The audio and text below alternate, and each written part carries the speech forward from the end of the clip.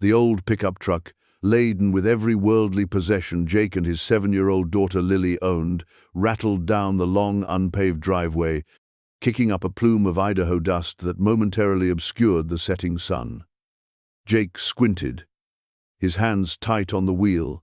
The map Emily Post, the farm owner, had emailed him spread on the passenger seat. He'd spoken to her only once on the phone, her voice tired but firm, hiring him sight unseen based on a recommendation from a former trucking buddy who knew her father. A temporary job, she'd stressed, just through harvest. For Jake, temporary was a lifeline. After the trucking company folded and his savings dwindled, this farmhand position in the remote quiet of Idaho felt like the last rung on a very shaky ladder. As he pulled up to a modest, slightly weathered farmhouse, the porch light flickered on, casting a weak yellow glow. A woman emerged, wiping her hands on a faded apron. Emily Post. She was younger than he'd expected, perhaps late 20s, with weary eyes that seemed to hold shadows much older than her years. Her handshake was surprisingly strong, calloused, but her smile didn't quite reach those haunted eyes. Lily, usually shy, peeked out from behind Jake's legs, offering a small wave. "Welcome to Stillwater Creek Farm," Emily said, her voice a little breathless, as if she'd been running. I'm glad you made it. Tom, my father, he always said good help is hard to find." Her gaze drifted past them, towards the sprawling fields that melted into the dusky horizon, a flicker of something unreadable in their depths. Pain, confusion, perhaps something more. He'd known her father had passed recently. It was why she was hiring.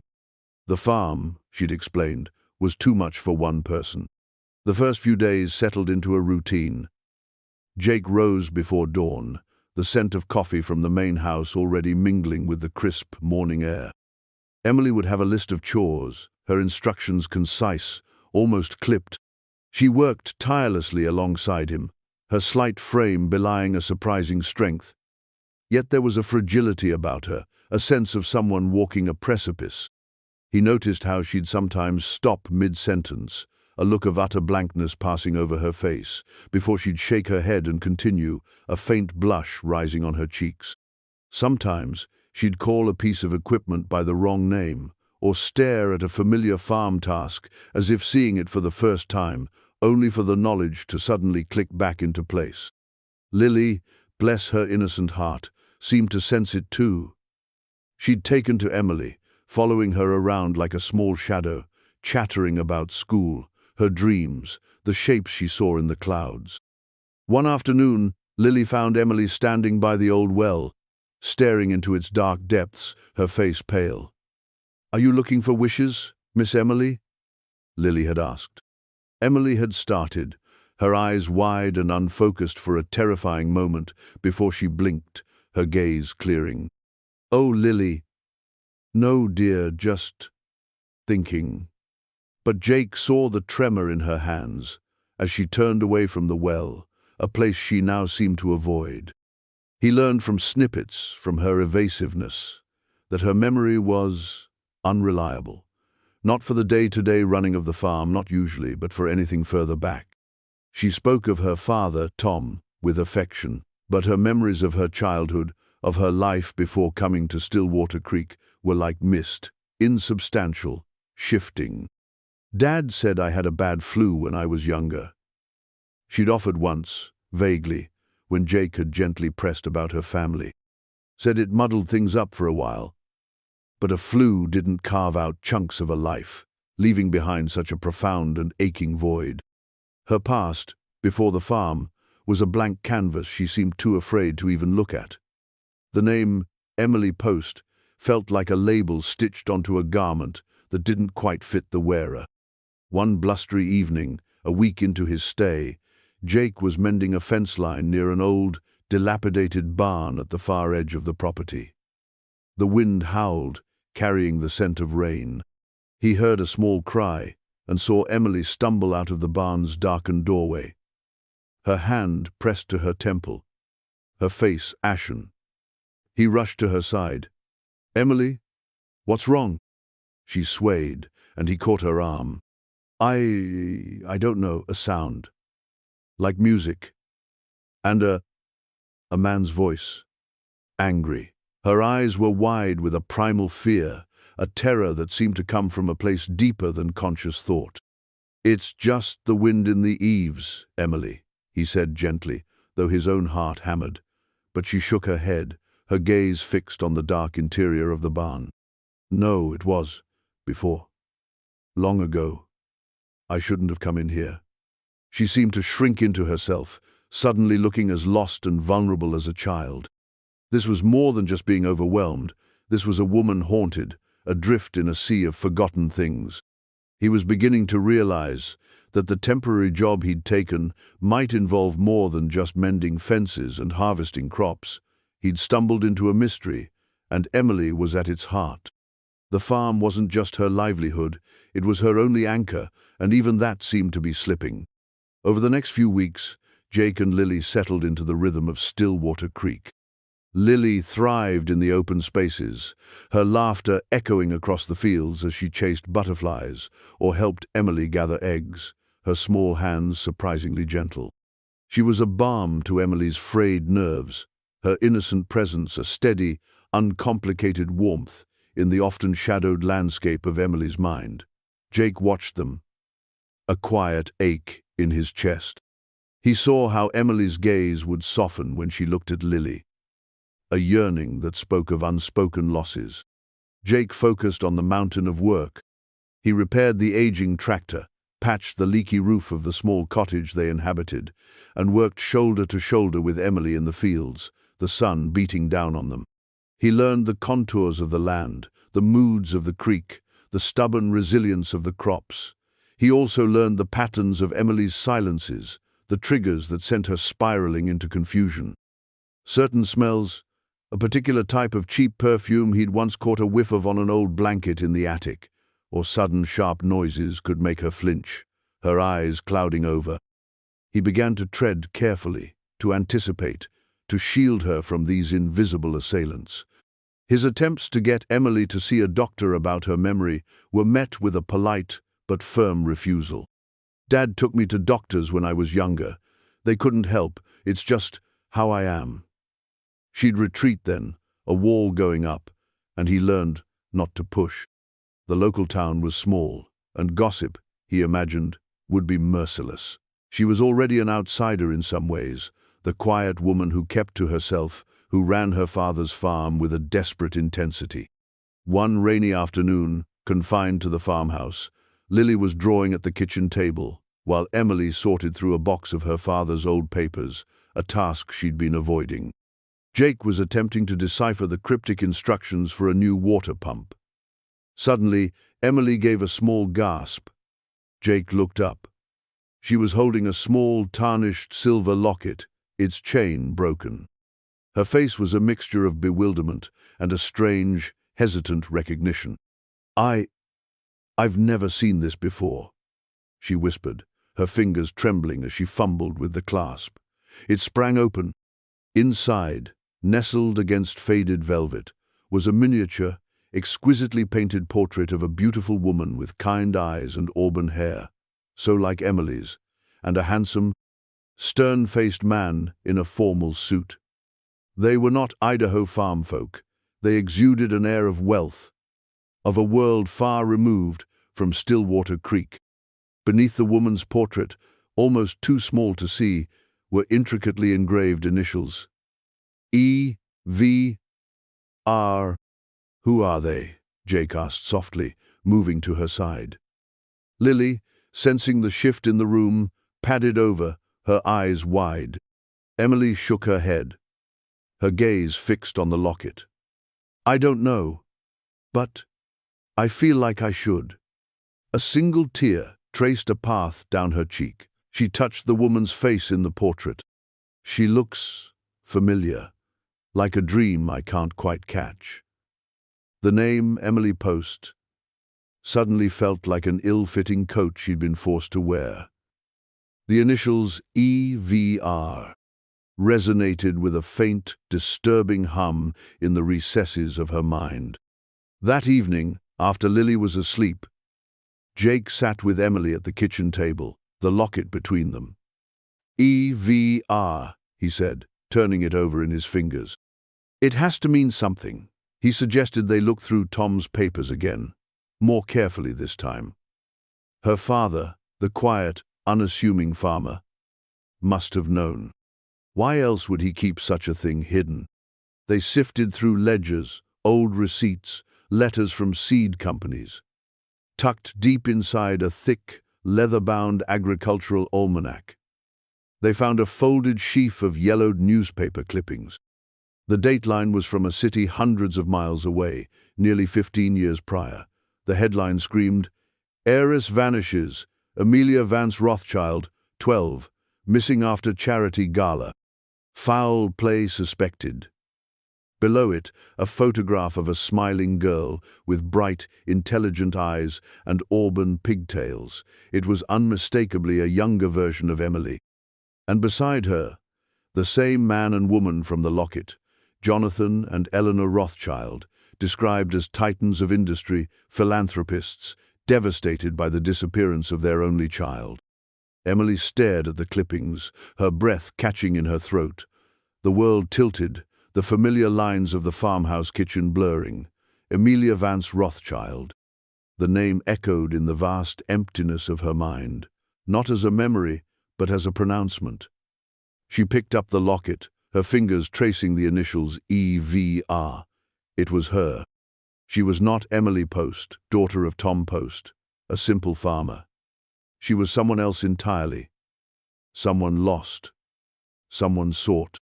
The bad flu her father had spoken of was a lie, a gentle deception to shield her from a truth too terrible to comprehend. Or perhaps a truth he himself did not fully understand. Fragments began to surface, sharp and painful.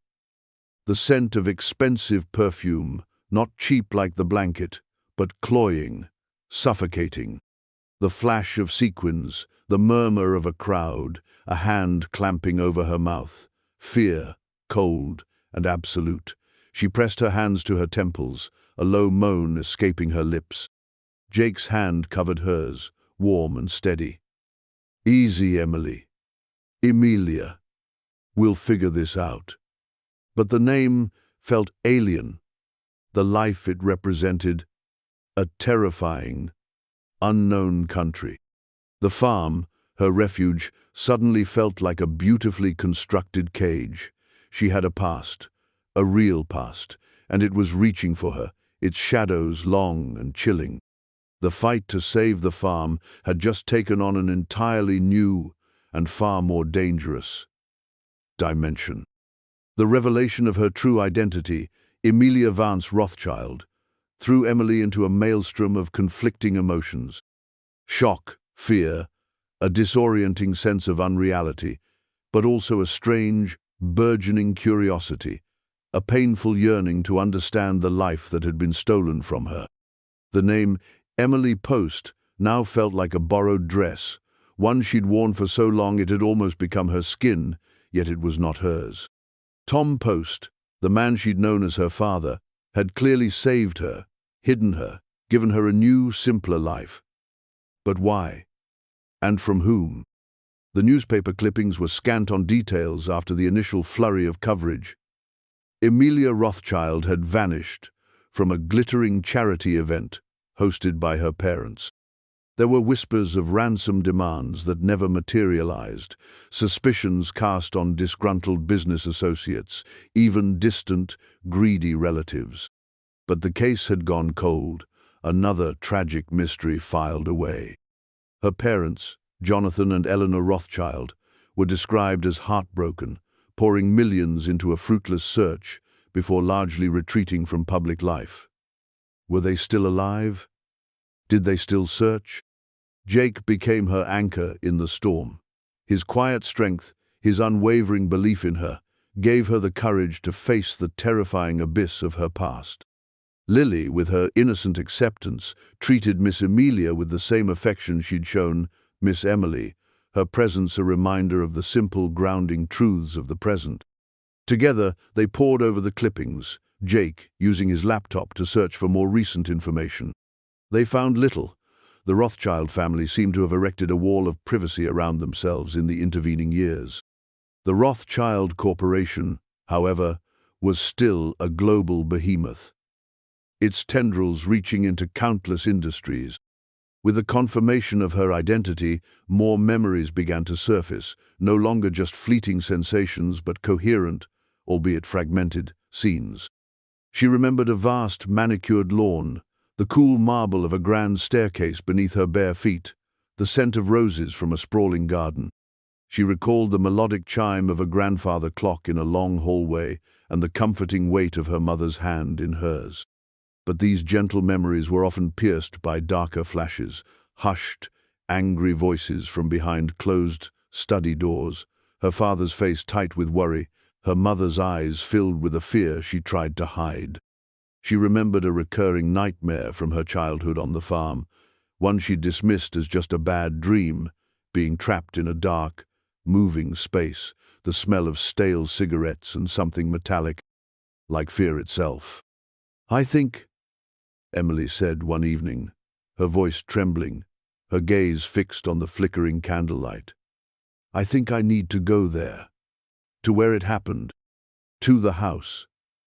The idea terrified her, but an undeniable pull, a need for answers, was stronger. The clippings mentioned the Rothschild family estate, Northgate Manor, located in a wealthy enclave on the East Coast. Jake listened, his expression serious. "Are you sure, Amelia? That could be dangerous. If someone went to such lengths to make you disappear—" "I know," she whispered, "but I can't live like this, not knowing. Tom, my father, he gave me a safe life, but it was a borrowed one. I need to know who I am, what happened to me, and what happened to my parents." She looked at him, her eyes pleading for understanding. Will you come with me?" He didn't hesitate. "Of course. Me and Lily, we're with you. The farm could wait. Its survival, they were beginning to realize, might even depend on what they discovered. If powerful forces had wanted Amelia Rothschild gone, they might still be a threat. And the farm, her sanctuary, could also be her most vulnerable point. A few days later, after making arrangements with a trusted neighbor to look after the livestock, they packed the old pickup again. This time, they weren't running from a collapsing life, but towards a forgotten one. The journey eastward was fraught with tension. Emily was quiet, lost in thought, her hand often straying to the locket she now wore constantly, hidden beneath her shirt. Lily, sensing the gravity of the trip, was subdued, content to watch the landscape change through the window or listen to Jake tell her stories. They found Northgate Manor easily enough. It wasn't abandoned or derelict, as Emily had half expected, but it was no longer a private residence. According to a discreet sign at the imposing wrought iron gates, it was now the Rothschild Foundation for Historical Preservation, open to the public on certain days. It was grand, imposing, a veritable palace of stone and ivy, set amidst acres of meticulously kept grounds. Seeing it, a wave of dizziness washed over Emily. It was achingly familiar, yet terrifyingly alien. They chose a tour day. Walking through the heavy oak front doors, Emily felt a jolt, a visceral sense of returning. The vast entrance hall, with its black and white marble floor and soaring ceiling, was exactly as she remembered from her fleeting mental images. The scent of beeswax and old roses, faint but distinct, prickled at her senses. As the tour guide droned on about architectural details and historical significance, Emily found herself drifting away from the group, drawn by an invisible thread. She found the grand staircase, her hand instinctively reaching for the polished banister. She remembered sliding down it as a child, her mother's laughing admonishment echoing from the doorway of the salon. She moved through rooms filled with priceless antiques and portraits of stern-faced ancestors, each one triggering a cascade of sensations. A snatch of music from the ballroom, the taste of lemon cookies her mother used to bake in the now roped-off family kitchen, the feeling of a particular velvet armchair in the library, where her father would read to her. Jake stayed close, a silent, watchful presence. He saw the color drain from her face, then return with a feverish intensity as recognition flickered in her eyes. He saw her hand clench when they passed, a portrait of a man with cold, calculating eyes, identified by the guide as Alistair Rothschild, her father's estranged younger brother, who had, according to the guide, taken over the Rothschild Corporation after Jonathan Rothschild stepped down due to grief and ill health. Then she found it a smaller, less formal sitting room at the back of the house, overlooking what was once a private rose garden. This room was not on the public tour, its door slightly ajar. She pushed it open. Dust motes danced in the single shaft of light from a grimy window. The furniture was draped in white sheets, like ghostly sentinels. But she knew this room. This was where she'd last seen her mother. She remembered it with sudden, brutal clarity. Her mother, Eleanor, her face pale, arguing heatedly with Alistair. Their voices were sharp, laced with accusation. "You wouldn't dare, Alistair, not even you," her mother had cried. Alistair's reply was a low, menacing snarl. Emily, then Amelia, had been hiding behind a large potted fern, frightened by their anger. She remembered Alistair's face, contorted with rage, and then a woman, not her mother, a woman with unnaturally bright red lipstick and a harsh, metallic scent, appearing in the doorway. The woman had smiled at Alistair, a cold, reptilian smile, before her eyes had found young Amelia hiding. Emily stumbled back, gasping, her hand flying to her mouth. The red lipstick, the metallic scent.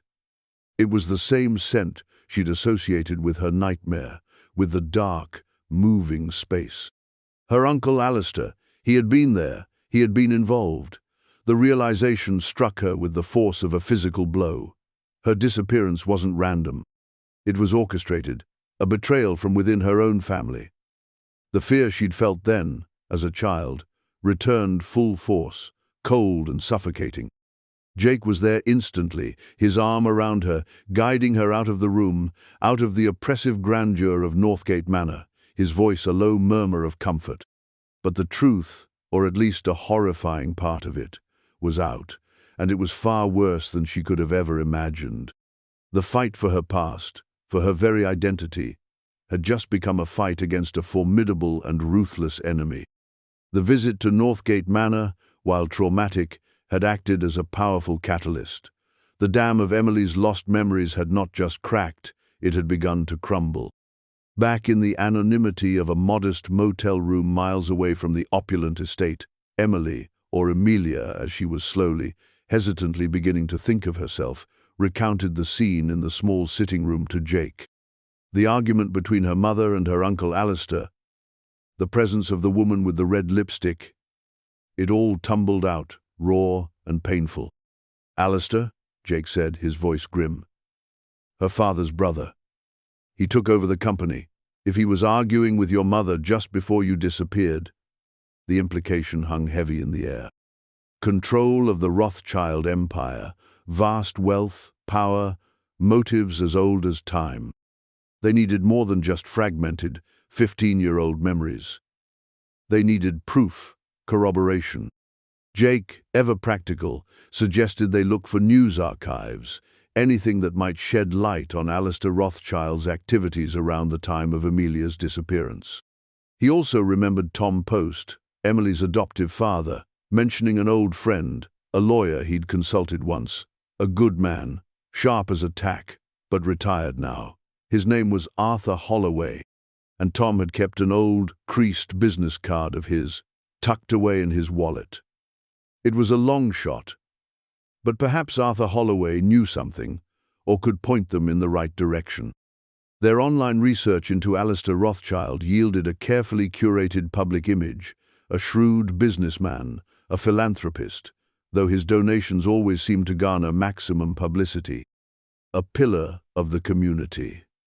But digging deeper, Through archived financial news and old society pages, a different picture began to emerge. Whispers of ruthless takeovers, questionable deals, and a bitter public feud with his older brother, Jonathan, over the direction of the company, years before Amelia's disappearance. Jonathan had been portrayed as the visionary, the idealist, Alistair as the pragmatist, driven by profit above all else. Then they found it. A small, almost buried article in a regional newspaper from the week after Amelia vanished. It detailed how Alistair Rothschild had swiftly consolidated his control over the Rothschild Corporation in his brother's absence, citing Jonathan's incapacitating grief. Key board members loyal to Jonathan had been systematically replaced. It was a power grab, executed with chilling efficiency, masked by a veneer of familial concern. The next day, armed with this new information and a growing sense of urgency, they located Arthur Holloway. He was an elderly man, frail but with eyes that still held a keen intelligence, living in a quiet retirement community.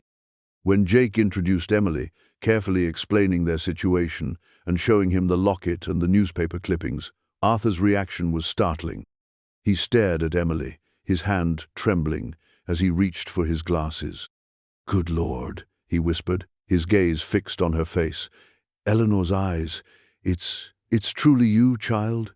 He had known the Rothschilds. In fact, he had been Jonathan Rothschild's personal lawyer and confidant for many years before Alistair had forced him out. Arthur listened intently as Emily recounted her fragmented memories, her life on the farm with Tom Post, and what she'd remembered at Northgate Manor. When she mentioned Tom Post's name, Arthur's eyes widened further. Tom Post. He worked for Jonathan, head of security at Northgate for years, a thoroughly loyal man. If anyone could have gotten you out, spirited you away from whatever danger you were in, it would have been Tom. Then, Arthur delivered the most crucial piece of the puzzle. He rose slowly and went to an old, locked safe in the corner of his study. From it, he retrieved a thick, sealed envelope. "Jonathan gave this to me a week before Amelia disappeared. He was worried. He said Alistair was becoming desperate, unhinged. He feared for Amelia's safety. He made me promise that if anything happened to him or Eleanor, and if Amelia was ever found, I was to give this to her, and only to her." With trembling hands, Emily took the envelope. Inside was a letter, written in her father Jonathan's familiar, elegant script. It was a father's desperate warning, a loving testament, and a damning indictment. He detailed Alistair's growing avarice, his threats, his attempts to wrest control of the company by declaring Jonathan mentally unfit. He suspected Alistair would stop at nothing. "He covets not just my fortune, my darling Amelia," Jonathan had written, "but your future, your inheritance. He sees you as an obstacle." He also wrote of a secret trust, set up for Amelia, hidden from Alistair, accessible only with specific proof of her identity, and a codicil known only to Jonathan and a select few loyal trustees, one of whom, it turned out, was Arthur Holloway himself. And then, the most chilling line, "If I am silenced, know that Alistair is capable of anything. Trust Tom Post. He will know what to do." Tears streamed down Emily's face as she read her father's words. He had known. He had tried to protect her. And Tom Post, her quiet, steadfast father, had been her guardian angel, sacrificing his own life to keep her safe on that remote Idaho farm. The farm itself, she now realized, was likely purchased with funds Jonathan had secretly provided Tom. It wasn't just a refuge. It was a fortress built on love and loyalty. Arthur also provided them with another critical piece of information. Eleanor Rothschild, Emily's mother, was still alive.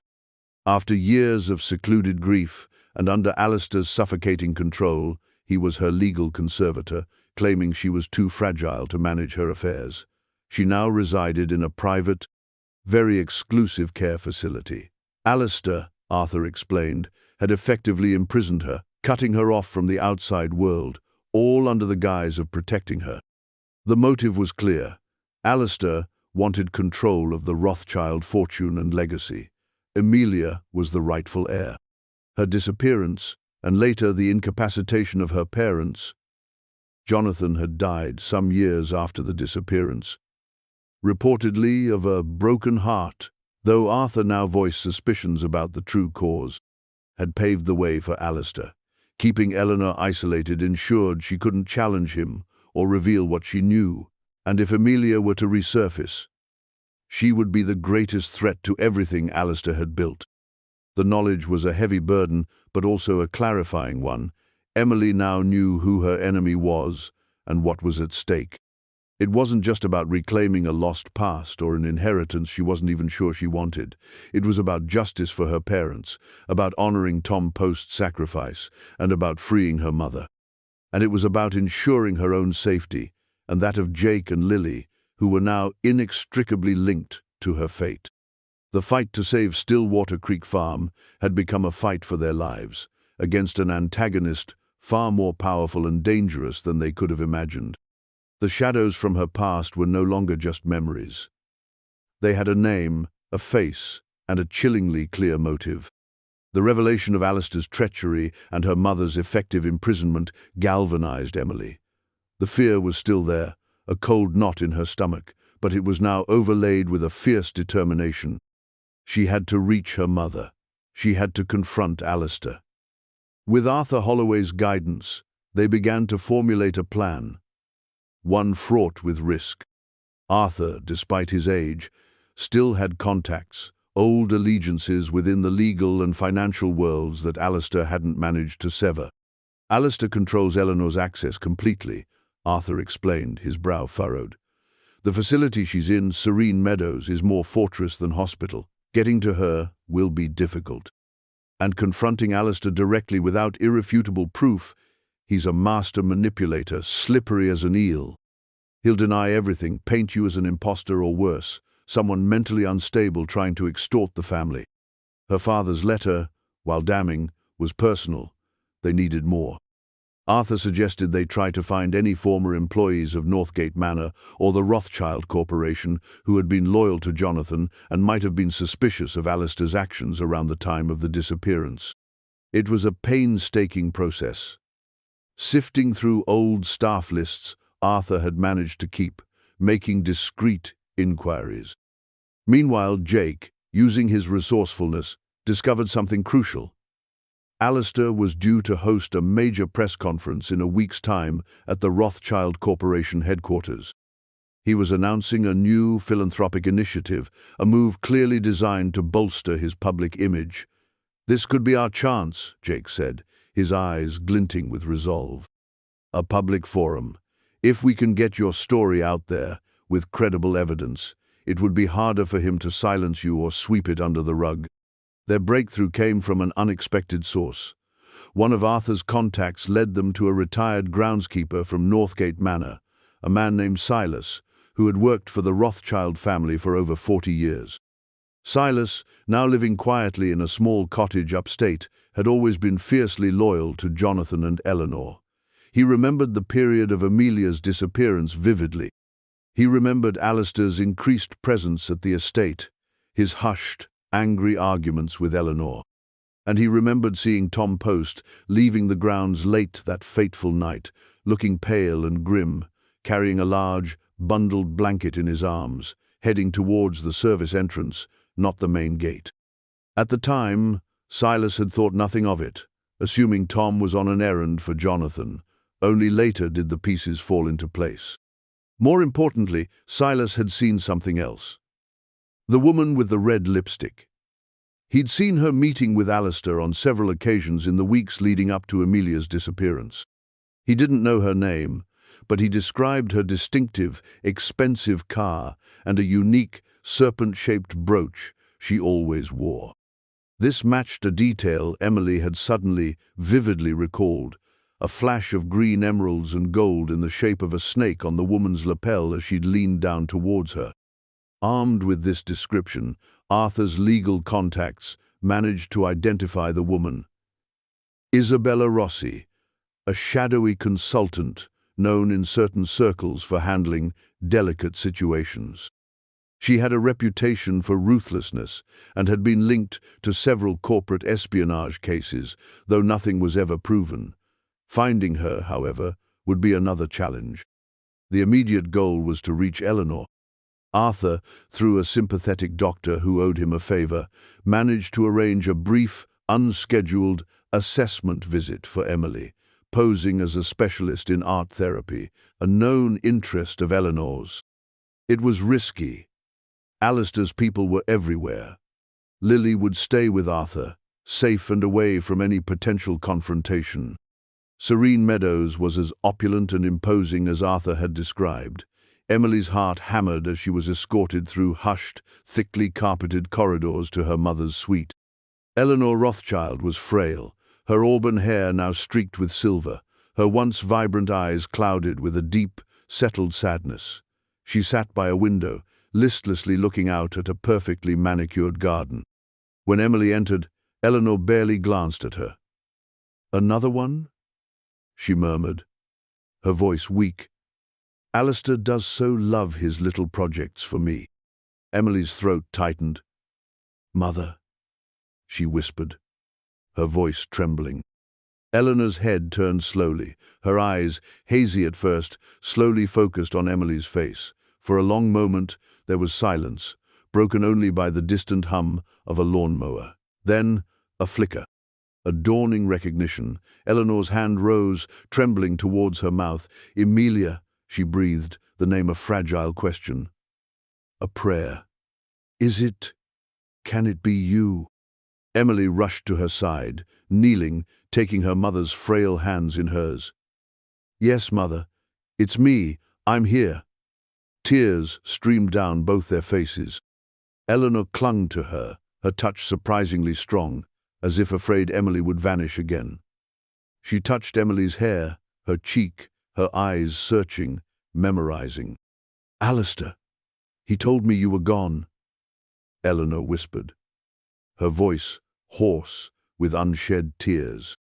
"He said, there was an accident. He kept me here. He said, for my own good. He controls everything. I know, Mother, Tom Post, he saved me. He took me away, kept me safe." Emily quickly, briefly, explained what had happened. About the farm, about finding the locket, her father's letter. Eleanor listened, her eyes clearing, a spark of her old fire returning. "Alistair," she said, her voice hardening. "He always wanted it all. Your father." Jonathan tried to stop him. He knew Alistair was dangerous. She then confirmed everything in Jonathan's letter, adding details about Alistair's manipulations, his gaslighting, how he'd isolated her and systematically taken control of her life and assets after declaring her incompetent. She also remembered Isabella Rossi, that woman. Alistair brought her to the house. "She frightened me. I knew she was capable of terrible things." Their time was short. A nurse bustled in, her expression disapproving. Emily hugged her mother fiercely, promising to return, promising to free her. "Be careful, my darling," Eleanor whispered, pressing a small, intricately carved wooden bird into Emily's hand. "Your father carved this for you when you were little. Keep it safe. It brought you back to me once. May it keep you safe now." Leaving Serene Meadows, Emily felt a renewed sense of purpose.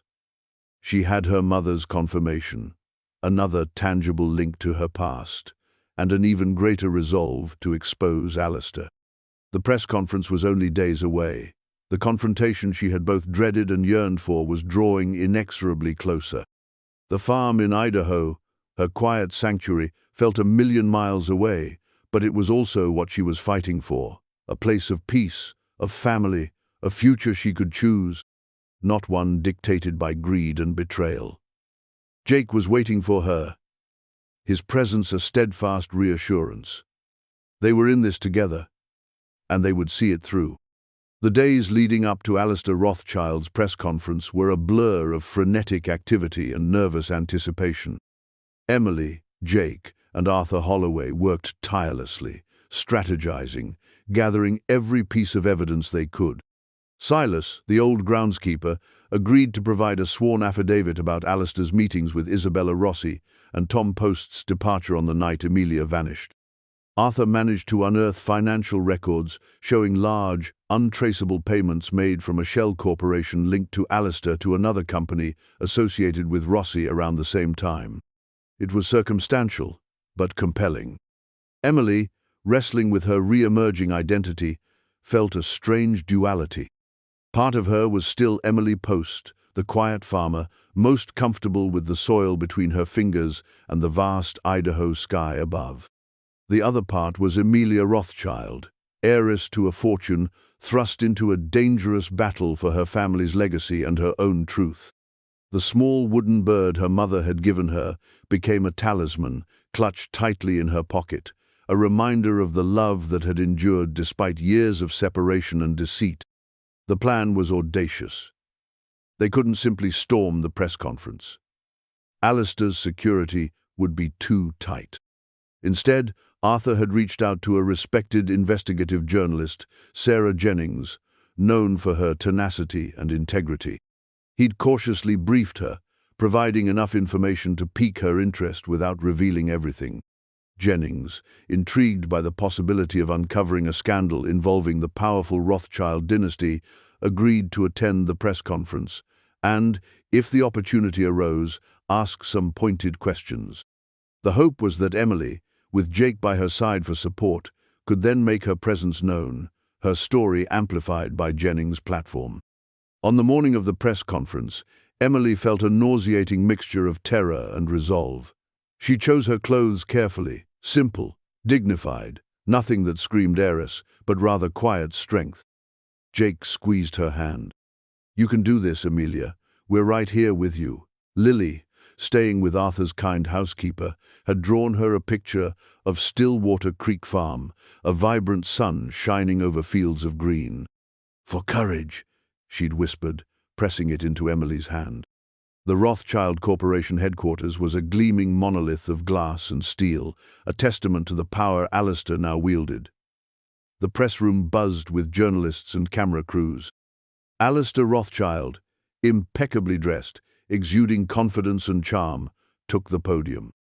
He spoke eloquently about his new foundation, about giving back to the community, his words a carefully constructed facade of benevolence. As he opened the floor to questions, Sarah Jennings was ready. Her first few questions were standard, about the foundation. Then, her tone sharpened.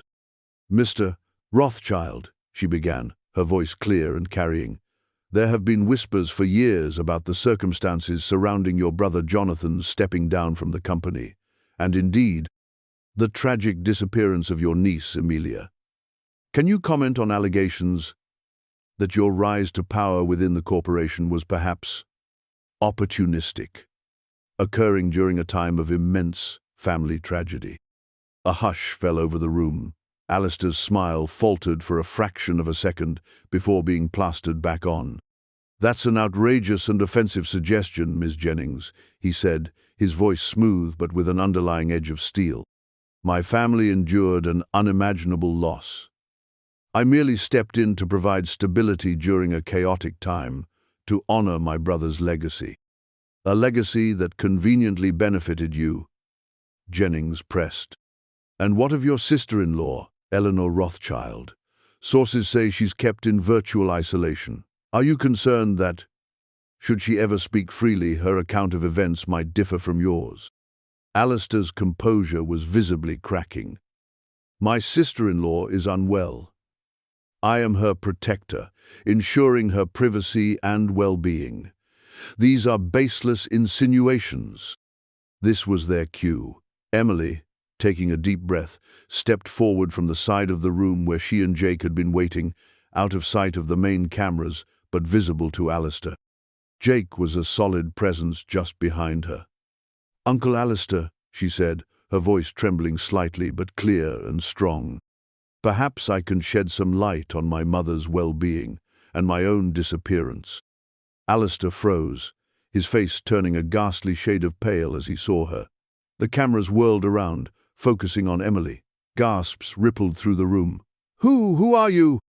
Alistair stammered, though his eyes betrayed a horrifying recognition. "You know who I am?" Emily said, her gaze unwavering. She held up the locket, its silver catching the light. "I am Amelia Vance Rothschild, your niece, the one you tried to erase."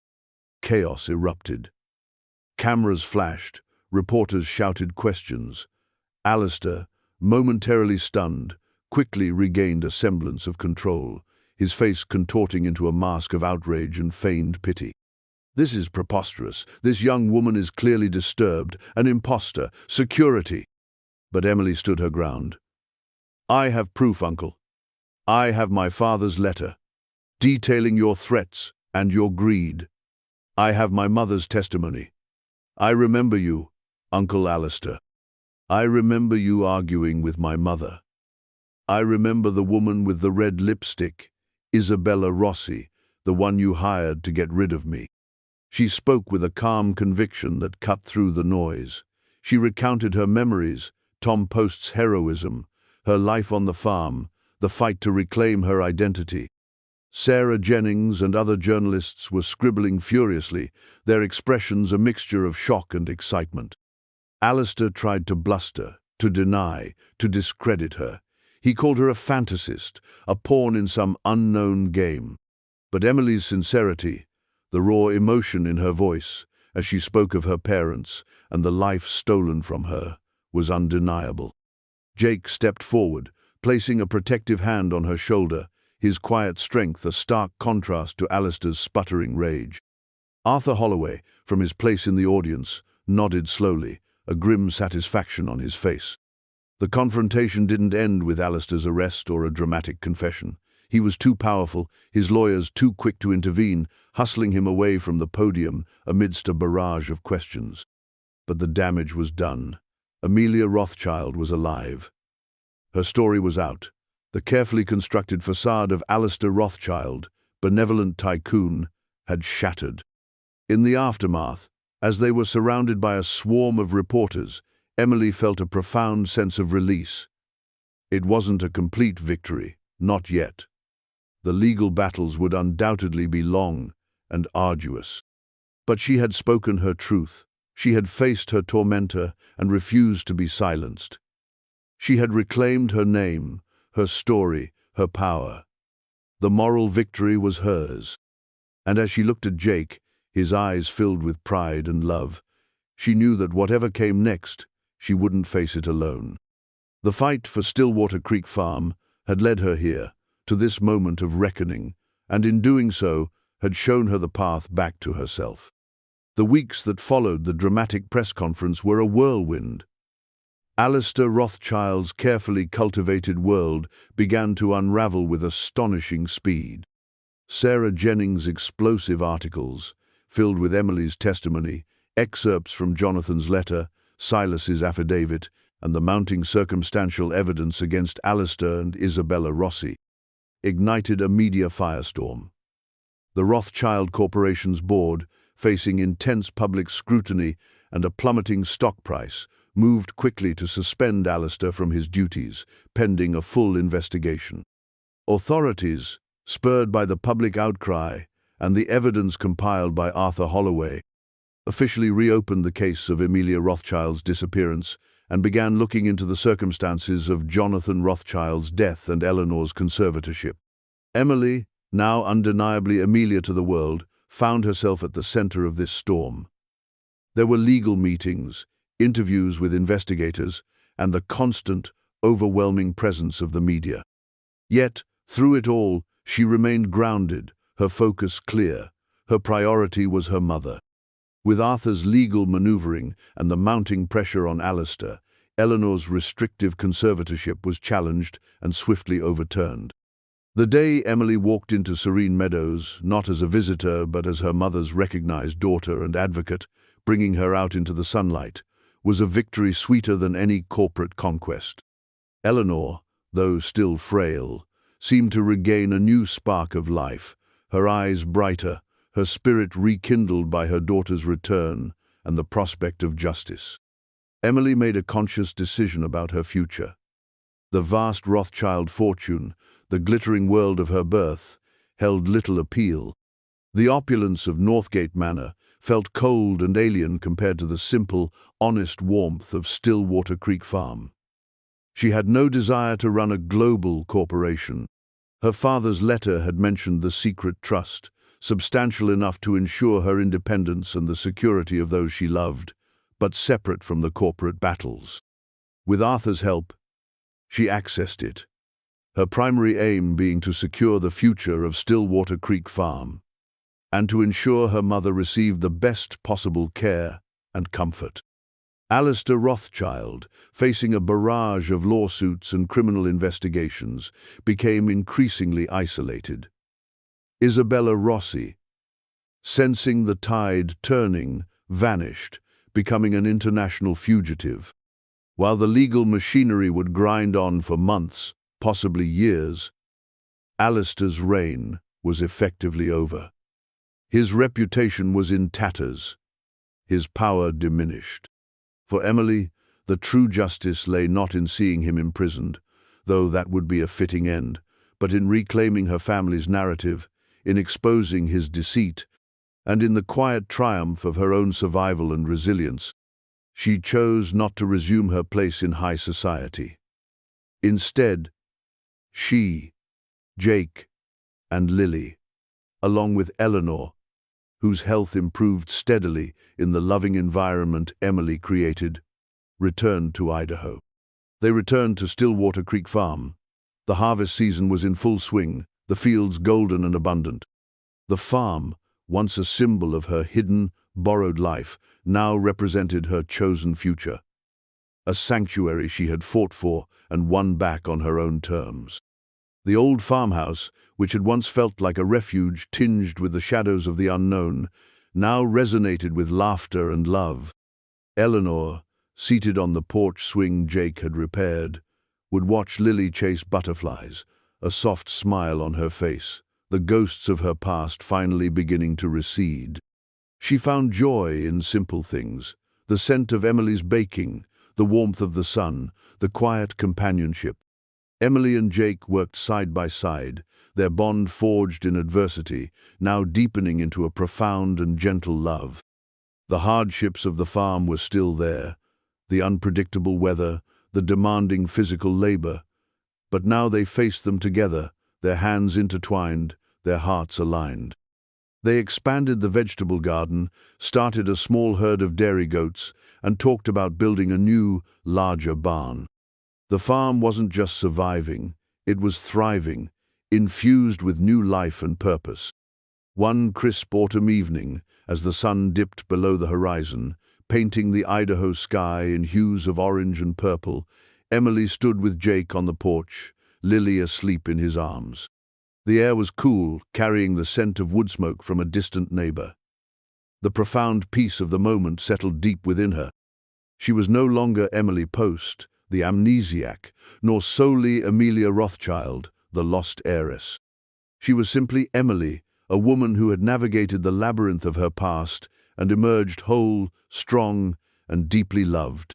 She found her purpose not in reclaiming a lost empire, but in cultivating life, in nurturing her found family, in creating a haven of peace and healing. She established a small foundation, funded by a portion of her father's trust, to support other small, independent farms and to offer resources to families affected by trauma and loss, transforming her own pain into a force for good. Looking out at the fields that stretched before them, bathed in the soft glow of twilight, Emily leaned her head against Jake's shoulder. The journey had been arduous, terrifying at times, but it had led her here, to this moment of quiet contentment, surrounded by the people she loved, in the place she truly called home. The shadows of the past had finally given way to the promise of a new dawn, a future she would build with her own hands, rooted in love, resilience, and the enduring strength of the human spirit. Stillwater Creek Farm was more than just land and buildings. It was a testament to second chances, to the healing power of found family, and to the enduring hope that even after the darkest storms, the sun would rise again.